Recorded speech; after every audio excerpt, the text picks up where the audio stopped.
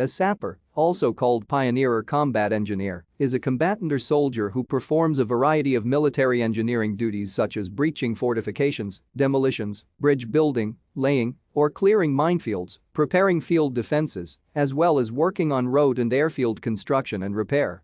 They are also trained to serve as infantry personnel in defensive and offensive operations.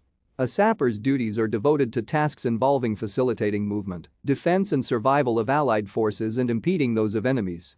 The term sapper is used in the British Army and Commonwealth nations, the Polish Army and the US military. The word sapper comes from the French word sapeur, itself being derived from the verb saper. A sapper, in the sense first used by the French military, was one who dug trenches to allow besieging forces to advance towards the enemy defensive works and forts over ground that is under the defender's musket or artillery fire. This digging was referred to as sapping the enemy fortifications.